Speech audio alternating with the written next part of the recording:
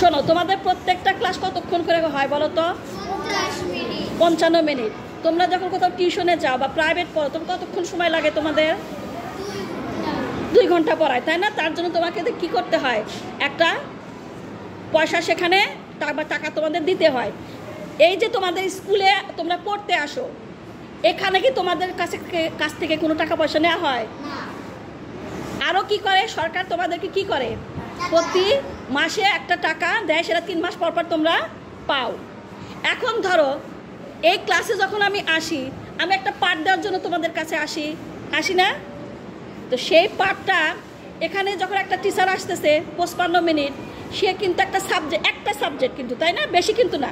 যেমন আমি ইংলিশ নিয়ে আসছি, একটা সাবজেক্টই কিন্তু সে পড়াচ্ছে।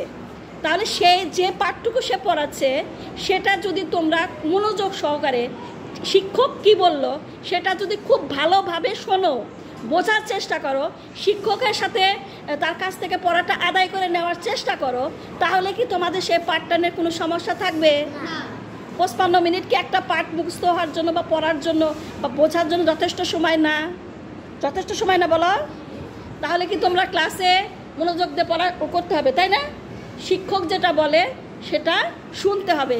নিজে যেটা বুঝতে পারছি না সেটা শিক্ষকের সঙ্গে শেয়ার করতে হবে বা তাকে বলতে হবে, সে বারবার বুঝিয়ে দিবে। এভাবেই তো আমরা শিখতে পারবো, তাই না?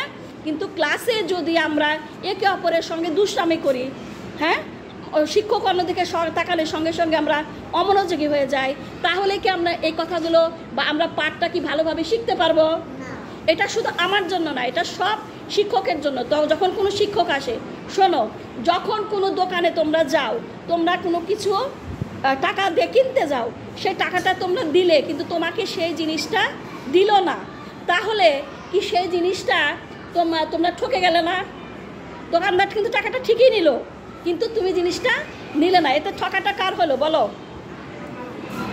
সেই তোমার ঠকা হলো, দোকানদারের জেতা হলো। তাহলে আমাকে যে ক্লাসটাতে পাঠিয়েছে সরকার, অবশ্যই মাস শেষে আমাকে টাকা দেয়, বেতন দেয়। কেন দেয়? তোমাদেরকে শেখানোর জন্য, তোমাদেরকে পড়ানোর জন্য, তাই না? তোমরা যদি ক্লাসে ঠিকমতো, আমার ক্লাস বলতে না, সব শিক্ষকের ক্লাসে ঠিকমতো পাঠটা আদায় করে নাও, ক্ষতিটা কার হবে বলো? কাদের? তোমরাই বলো, কাদের? হ্যাঁ, তাহলে আমরা কাছ থেকে কি করব?